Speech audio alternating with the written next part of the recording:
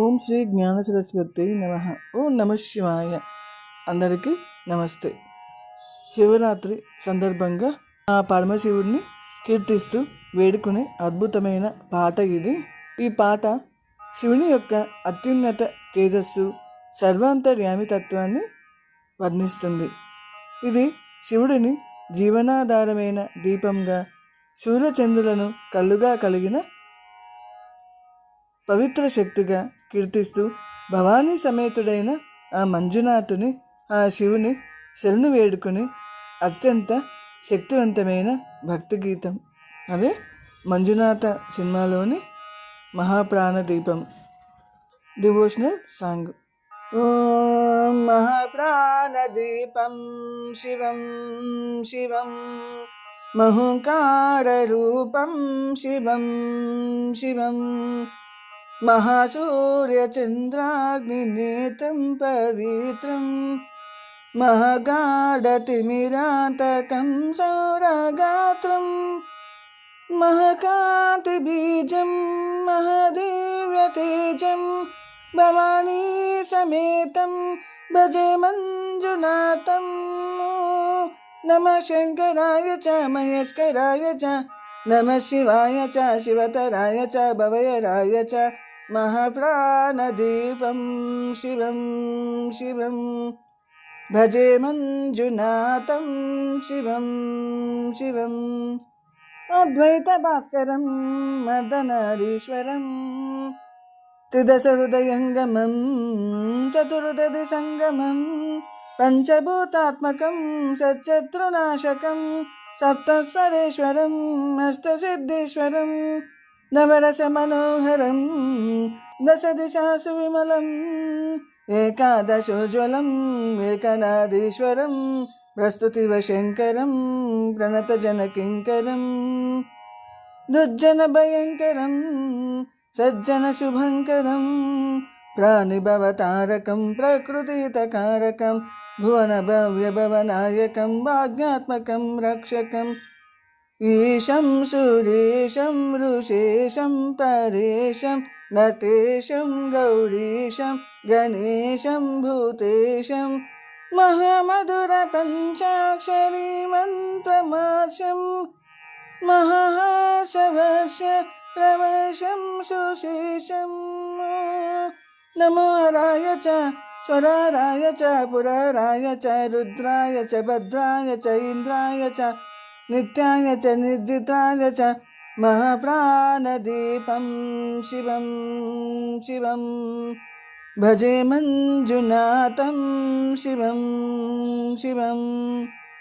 డం డం దడం డం దడం డం దడం డంకానినాదనవతాండవాడంబరం తద్దిమ్మి తకదిమ్మి దిద్దిమ్మి దిమి దిమ్మి సంగీత సాహిత్య సుమకమల బంబరం ఓంకార హ్రీంకార శ్రీంకార హ్రీంకార మంత్రబీజాక్షరం మంజునాథేశ్వరం ఋగ్వేదమద్యం యజుర్వేద వేద్యం సామప్రగీతం అథర్వ ప్రభాతం పురాణేతిహాస ప్రసిద్ధం విశుద్ధం ప్రపంచైకసూత్రం విబుద్ధం సుసిద్ధం నకారం మకారం శికారం బకారం యకారం నిరాకార సాకార సారం మహాకాలకాలం మహానీలకంఠం మహానందనందం మహాతాతహాసం జటాజూటరంగైక గంగా సుచిత్రం జలదుగ్రనేత్రం సుమిత్రం సుగోత్రం మహాకాశభాస్వన్ మహాభానులింగం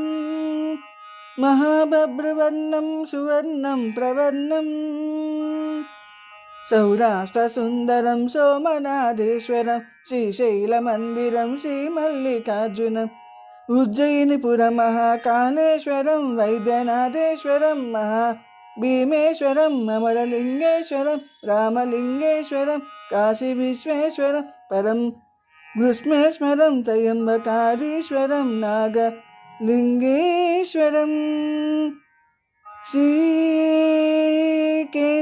శ్రీకేదారలింగేశ్వరం అప్లింగాత్మకం జ్యోతిర్లింగాత్మకం వాయులింగాత్మకం ఆత్మలింగాత్మకం అఖిలలింగాత్మకం అగ్నిసోమాత్మకం అనాదిం అమేయం అజేయం అచింత్యం అమోఘం అపూర్వం అనంతం అఖండం అనాదిం అమేయం అజేయం అచింత్యం అమోఘం అపూర్వం అనంతం అఖండం ధర్మస్థలక్షేత్రవరపరం జ్యోతిం ధర్మస్థలక్షేత్రవరపరం జ్యోతిం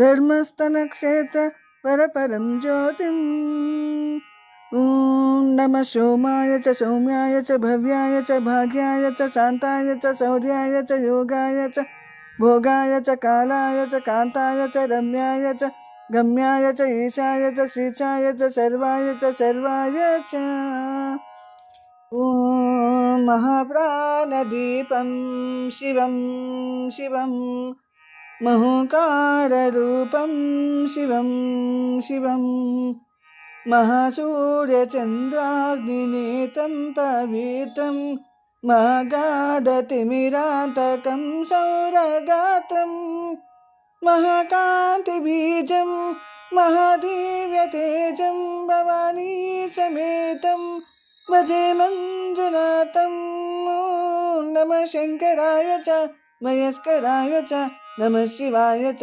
శివతరాయ చ భవ్యరాయ చ మహాప్రాణదీపం శివం శివం భజే మంజునాథం శివం శివం మహాప్రాణదీపం శివం శివం భజే మంజునాథం శివం శివం మహాప్రాణదీపం శివం శివం భజే మంజునాథం శివం శివం శివం శివం.